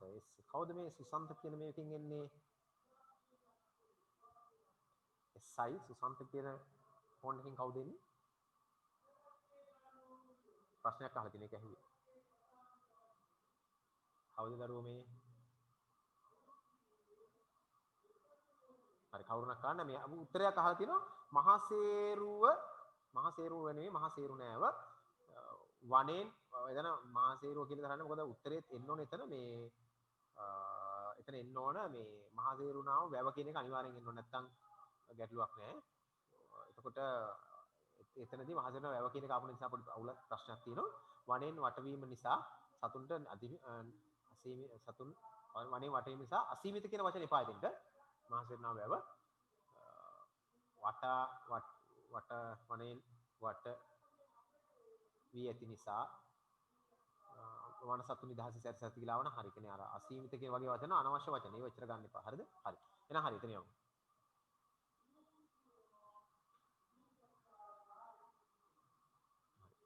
හරි කමන්න. අපි යමු ඉස්සරහට. ගැටලු තියෙනවා තව ඉදිරිපත් කරන්න පුළුවන්. ඊටම ඉක්මනින් අපි ඒක අවසන් කරගන්න ඕනේ මේ කොටස. මම ඊළඟ දවසේ කතා කරන නම් සාරාංශය තව දවස් 3-4ක මේ සාරාංශය 3-4ක් දවසින් දවස එක එක අරගෙන කතා කරමු. එක දවසක කතා කරලා ඕක අවසන් කරන්න ඕන මාතෘකාවක් නෙවෙයි. අභ්‍යාස දවසින් දවස සිදු කළ යුතු නිසා. හරිද? සාරාංශ නිබන්ධනයේ තියෙන කාරණා වලින් පස්සේ ඔබ පෙළපොතේ තියෙන සාරාංශ අභ්‍යාස කරන්න යන්න එපා එකක්වත්. ඒ ඔක්කොම මේ නිබන්ධනය තුල අන්තර්ගත කරලා ඒවට අදාළ විදිහට අභ්‍යාස හදලා තියෙන්නේ. ඒ වෙලාවට අපි ඒක කරමු. හරිද? සාරාංශ කියන එක නිබන්ධනයේ සම්පූර්ණ තියෙන පෙළපොතේ කොටසත් එක්කම සහ ඔබගේ ගුරුවත් පොතේ කාරණාත් එක්කම තියෙනවා. කිසි ගැටලුවක් ඒකේ නැහැ. අපි තාම කෙටියෙන් අද අවසන් කරගන්න බැරි වේවි. දිඨ දාන කියන මාතෘකාව. එහෙම නැත්නම් අපි කියනවා කෙටි කතාව පිළිබඳව. ඔබ කෙටි කතාව මම කියව ගන්න කියලා වරක් දෙවරක් නැත්නම් කීප වරක් කියවගෙන නැtei කියලා විශ්වාස කරනවා. කියව ගන්න ඇති කියලා විශ්වාස කරනවා. එහෙනම් අපි දිඨ දාන කියන මාතෘකාවට අදාළව අද දිනේ මේ කෙටි කතාව පිළිබඳව යම් පැහැදිලි කර ගැනීමක් කරගන්නට අවශ්‍යයි. කෙටි කතා කියන මාතෘකාව මම යනවා ඔයගොල්ලෝ යමු ළඟට ඒ කොටසට. සාහිත්‍ය කොටසට. සාහිත්‍ය පොතේ මාතෘකාව ලිව්වක් කමක් නැහැ ඔබ. 16 වෙනි පාඩම 17 නේද? 17 වෙනි 16 වෙනි පාඩම දිඨ දාන කියලා මාතෘකාව ලියන්න මොන පොතේද මේ අපේ ව්‍යාකරණ ලියන සාහිත්‍ය ලියන පොතේ ප්‍රශ්නට උත්තර ලියන පොතේ සාහිත්‍ය ප්‍රශ්නට උත්තර ලියන පොතේ 16 වෙනි පාඩම දිඨ දාන කියලා මාතෘකාව ලියන්න. කියලා අපි පොඩ්ඩක් සාකච්ඡා කරමු කෙටි කතා කලාව පිළිබඳ අපි අදහසක් අවශ්‍ය කරන නිසා. කෙටි කතාව පිළිබඳව ඔබට අදහසක් ඇති. ඔබ කියව ගන්නට ඇති. කෙටි කතාව නැත්තම් බලමු මේකත්.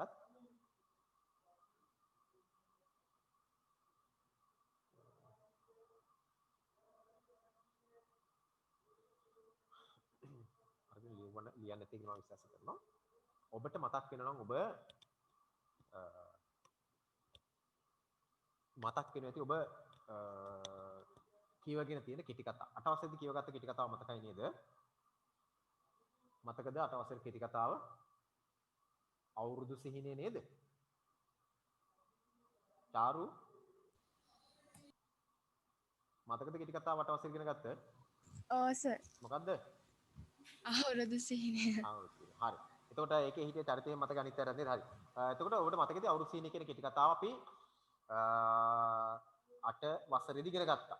හරිද? එතකොට ඔබ මම ඒ පන්තිත් අපි කතා කරා මේ කෙටි කතාව ඒ කෙටි කතාව කියවලා ඒකෙන් ප්‍රශ්න උත්තර ලියලා දැන් හරි කියලා කියන්න නෙමෙයි.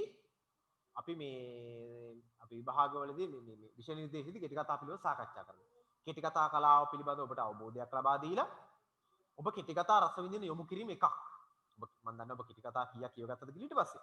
කෙටි කතා රස විඳින යොමු කිරීම තමයි එකක්. ඊළඟ එක තමයි ඔබ අනිවාර්යයෙන්ම ඊට අමතරව කෙටි කතා නිර්මාණ කරන්නට හැකියාවක් තියනා ඉන්නවනම් කෙටි කතා නිර්මාණය කරන්නට අවශ්‍ය කරන දැනුමත් මේකෙත් එකතු කරන්න. කරුණු දෙකක් අපි කෙටි කතා කියන මාතෘකාවට ඉගෙන ගන්නවා. එකක් තමයි කෙටි කතා රස විඳීම සඳහා අපිව යොමු කිරීම. අපි මෙතනින් මේ කෙටි කතාව කතා කරලා මේ කෙටි කතාවත් සම්බන්ධ ටික උත්තර ලියලා ප්‍රශ්න උත්තර ලියලා මෙතනින් හමාර කරන් පස්සේ අපි කෙටි කතාව ඉගෙන ගත්තා වෙන්නේ නැහැ.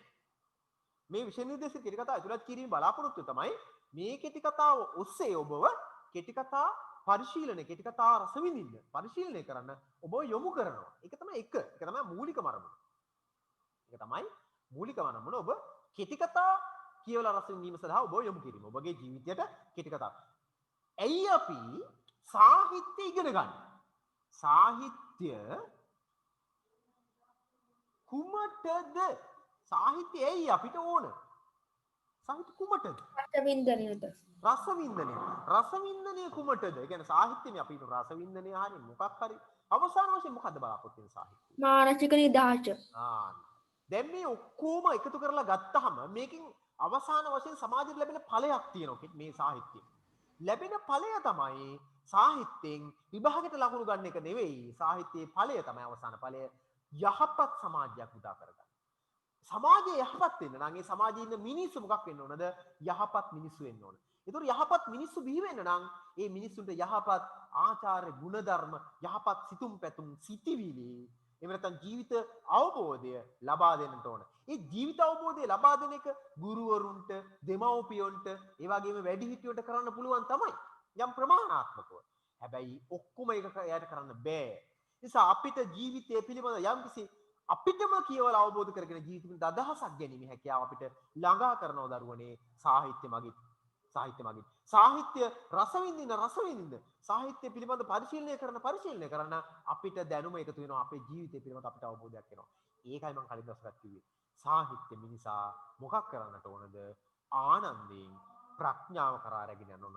ආනන්දය කෙනෙක් වන්නර සතුට ඇති කරනවා, රසවින්දනයක් ඇති කරනවා අපේ මනසට. ඒක මනස සැහැල්ලු මිනිස්සු ඉන්න එක කොයිතරම් වටිනවද?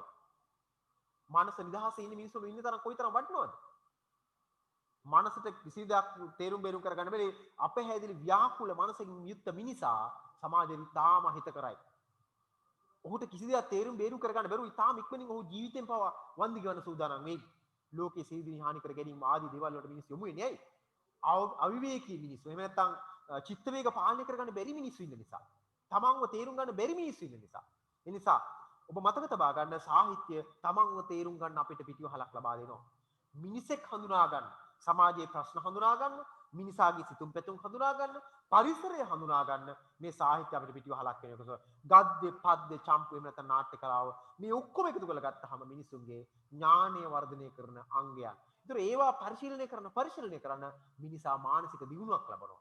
මානසික දියුණුවක් ලබන මිනිසයා කවදාවත් Tamanටවත් සමාජයටවත් හානි කර පුද්ගලෙක් බවට පත්වන්නේ නැහැ. ඒක නිසා දැන් මම මෙතන උදාහරණයක් විදිහට උඩ ගත්තොත් වර්තමානයේ ජනප්‍රිය කතා කලාව, ජනප්‍රිය ටෙලි නාට්‍ය කලාව ගත්තොත් අන්න ඒව නෙවෙයි මේ කතා කරන්නේ.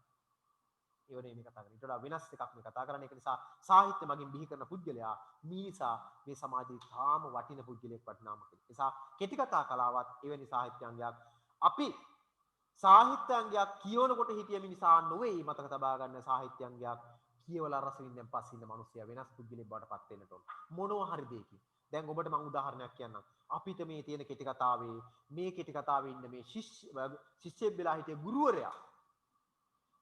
ඊළඟට ඒකේ ඉන්න අර PHI මහත්තයා. ඒ චරිත පිළිබඳ අපි මීට කලින් ඒ දෙන්න ගැන අපි ඒ කියන්නේ ওই චරිත පිළිබඳ ওই සිදින් ගැන අපි කලින් දන්නේ නැහැ.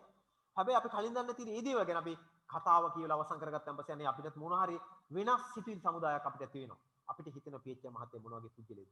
අපිට කලින් ඒක දන්නේ ඇයි? එවැනි නිර්මාණයක් අපේ රසවින්දන තිබුණ නිසා. අන්න එහෙනම් PHM මහතුරු වගේ මිනිස්සු මේ සමාජයට ඕනේ කියන එක අපි ඉගෙන ගන්නවා කොහෙන්ද? අපේ අම්මා තාත්තා ගුරුවරයෙක් වැඩිහිටියෙක් කියලා දීලා නෙවෙයි සාහිත්‍ය මගින් අපි ඉගෙන ගන්නවා. ඒක අපිට සෑහෙන වටිනවා. මොකද ආකල්පයක් අපිට ඇති වෙන්න ඕන. මෙහෙම මිනිස්සු තමයි මේ සමාජයට ඕන. තමන්ගේ සේවය අවංක කරන මිනිස්සු තමයි ඕන. ඒ නිසා අන්න සාහිත්‍ය අපිට ප්‍රයෝජනවත් වෙනවා. ඒතර අර ගුරුවරයෙක් කියලා කියන්නේ මොනවා කියනද කියලා ආකල්පයේ වශයෙන් වෙනසක් ඇති කරන ගුරුවරයෙක් බට කවදා හරි ඔබ පත් වෙන්න ඕනේ කියලා ඔබට ආකල්පමය වෙනසක් ඇති කරන්න පිටිවහලක් වුණා මොකද්ද මේ සාහිත්‍ය. ඒක නිසා සාහිත්‍ය කියලා කියන්නේ ඒ සාහිත්‍ය නිර්මාණය රස විඳලා අවසන් වුණාම අපේ ජීවිතේට යම්කිසි ආලෝකයක් එන්නට ඕන. මොනවා හරි බුද්ධිමය ආලෝකයක්. රසයට අමතරව. නිසා අන්නේ රසයට අමතරව අපි ගන්න. දැන් ඔබ මම විශ්වාස කරනවා ඔබ රූපවාහිනිය නොලබන අය මෙතන වැඩිපුර ඇත්තේ රූපවාහිනිය කියන කතන්දර හරි බලන්න තියෙන්නේ. හැබැයි මම නම් මෙහෙන් අහුනම් බලනවා. බැලුවාම මේකේ ඇත්තටම ජීවිතේට ගන්න දෙයක් නැහැ. පොඩි රස විඳිනයක් කර පොඩි ආතල් එකක් නැත්තම් ඉන්ධනයක් දුන්නා. එතනින් එහා ගන්න දෙයක් නැහැ. ආනන්දේ විතරයි තියෙන්නේ. එතනින් ප්‍රඥාව කරා අපිව රැගෙන යන්න. ඒක නිසා මතක තබා ගන්න සාහිත්‍යයක් කියලා කියන්නේ අපිට යහපතක් වෙනවා. සාහිත්‍ය කුමටද කියලා ඇහුවේ ඒකයි. සාහිත්‍ය අපිට වැදගත් වෙනවා. අපේ ජීවිත පරිඥාණය අපේ ජීවිත පිළිබඳ අවබෝධයක් අපිට තියෙනවා. සාහිත්‍ය රස විඳාම හරියට මේ කෙටි කතාව කියලා ඉවරනම් පස්සේ මේ කෙටි කතාව රස විඳලා ඉවරනම් පස්සේ අපිට ආකල්පයක් එනවා දරුවනේ. මෙන්න මේ වගේ පිටිය මහතුරු මේ වගේ රාජ්‍ය සේවකයෙක් තමයි අපි මේ සමාජයට ඕන. මේ වගේ ගුරුවරු තමයි අපි මේ සමාජයට ඕන. ඒතර අර වගේ ගුරුවරු ඉන්නවා නම් එයායි ගුරුවරුන්ගේ ආකල්ප මේ නිර්මාණය කීවෙන් පස්සේ මොකක් වෙන්න ඕනද? වෙනස් වෙන්න ඕන. අර විදුහල්පති වගේ විදුහල්පතිවරු මේ නිර්මාණය රස විඳිනා නම් ඔවුන් විසින්ම විදුහල්පතිවරුන්ට කවුරක් කිව්වට අහන්න බෑ. අහන්නේ නැහැ නේ ওই කතාව. නමුත් ඔහු යම් ප්‍රමාණයකටවත් හදා ගන්නවා මේ කෙටි කතාව රස විඳහම. ඉතින් බලන්න සමාජයේ යම් කිසි පණිවිඩයක් මේ සාහිත්‍ය තුලින් අපිට ලබා දෙනවා. කෙටි කතාව කියන සාහිත්‍යාංගයේ විදිහට ගත්තොත් වෙනම අංගයක් විදිහට ගත්තොත් මේ කෙටි කතාවත් එහෙම. හැම සාහිත්‍යාංගයක් එහෙම. කෙටි කතා කලාව පිළිබඳ විවරණයක් ඔබට තියෙනවා අච්චුපතේ පිටුවංග 153 ඉඳලා ඉදිරියට. ඒක තමයි අපි මෙතන සාකච්ඡා කර ගන්න ඕන කෙටි කතාව රස විඳීමෙන් මත්තෙන්. කෙටි කතාව කියලා කියන්නේ කෙටි වූ කතාවනේ. කෙටි වූ කතාව තමයි කෙටි කතාව කියලා කියන්නේ. එතනින් අදහස් කරන්නේ නැහැ දරුවනේ ඒ කෙටි කතාව පිටු 5 එකක් වෙන්න ඕනේ කියලා. කෙටි කතාව පිටු 5ක් 6ක් වීම කෙටි කතාවක් නෙමෙයි. කතාව කෙටි වීමයි කෙටි කතාව වෙන්නේ.